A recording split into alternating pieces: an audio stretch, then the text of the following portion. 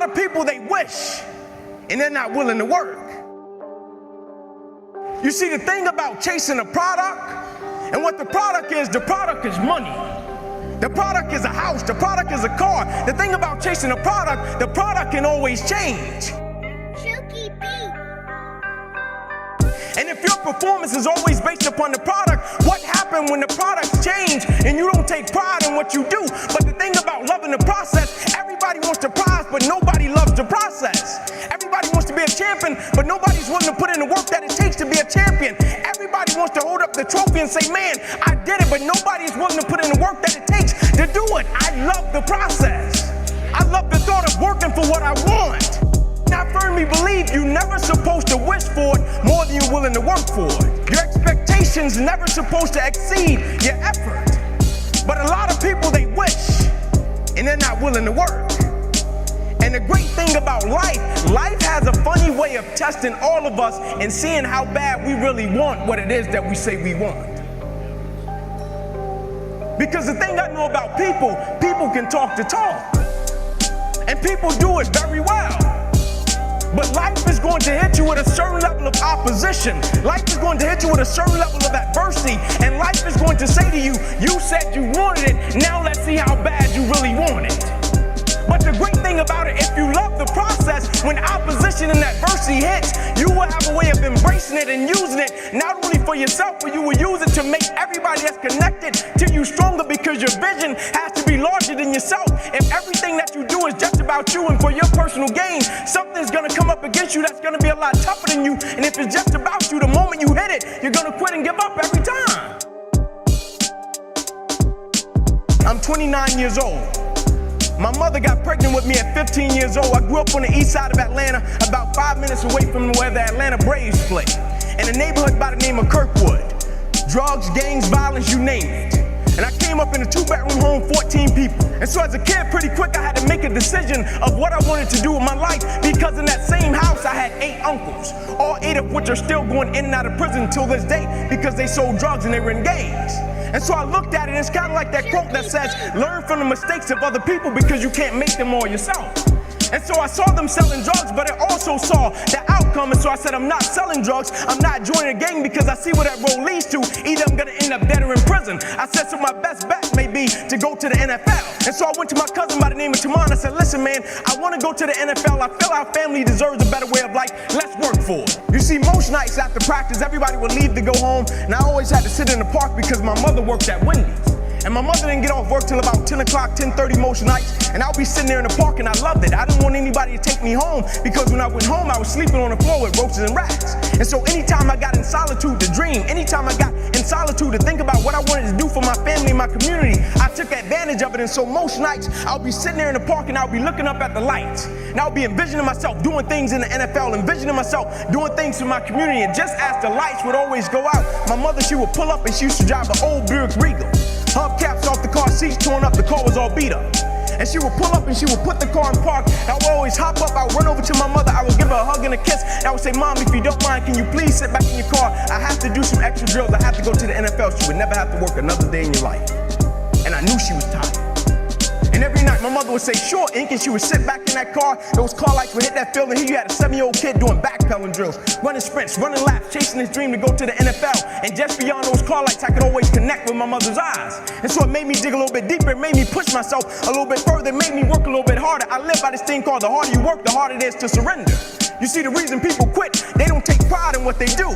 The harder you work, the harder it is to surrender. And I'm not just talking about business, I'm talking about winning simultaneously in every aspect of life. I'm not concerned with a person that does well in one aspect of their life and they can hang their hat there and say, man, I made a lot of money. You made a lot of money, you're a public success, but you're a private failure. And one night my mother couldn't pick me up, and she called Coach Trey. She said, Coach, I can't make it tonight. Can you please take Inky home?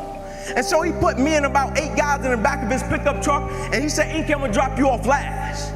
And so when he got to my house, I got out on the sidewalk, and I'm standing in front of 125 Warren Street, and I looked back at Coach Trey. And I said, why are you doing this? Because where I came from, people didn't just help you. It was, I pat you on your back, you gotta pat me on my back. You remember I did that for you, you gotta do this for me. And I said, why are you doing this? And he looked back at me and he said, son, I wanna tell you something. And he said, I don't want you to ever forget it. He said, son, the more you make sure that somebody else's life is okay, God will always make sure that your life is okay.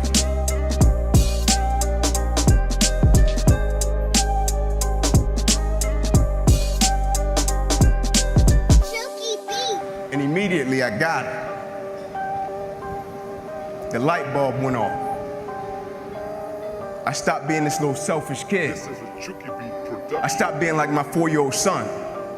And for the first time in my life, I stopped thinking everything was just about Inky Johnson, and I realized my existence on this earth is a lot bigger than me. I realized my lineage and my family, when I step outside of my door in the morning, what I represent is a lot bigger than me. And so the thing I had to understand, every day I woke up and everything that I was a part of, I first had to understand I was representing a lot more than myself. I first had to start living by 2 words, honor and legacy. And what I mean by honor and legacy, you honor the ones that paved the way for you. And you leave a legacy for the ones that's coming behind you. We just have it right now while we're a part of something right now. Somebody has came before us and paved the way, and somebody will come after us. And so while we have it, how can we do it in such a way that we leave a legacy for the ones that's coming behind us, and we honor the ones that paved the way for us? And so everything I did, I took a certain level of pride in it. People thought I just wanted to be a great football player. What they didn't understand about Inky Johnson was this: I could have washed cars. I guarantee you I would have been the best car washer there was in the world. Because the thing I understood, I wasn't just representing myself. It wasn't just about me. Everything that I did, I shifted my mindset from me to we. Now I was operating with a spirit of collective character, meaning it didn't matter what I did individually. If I didn't represent my mother in the right way, it didn't matter. If I didn't represent my lineage in the right way, if I didn't represent my team in the right way, who cares what I did individually? I didn't care if we won a game and I scored 40 points individually. Who cared? I shifted from me to we. And so everything I started to do, I was thinking about my family, I was thinking about my community, and I was thinking about my friends in a different way. And I will never forget, I got to high school, and nobody in my family had ever been to college. They all dropped out, ended up in prison.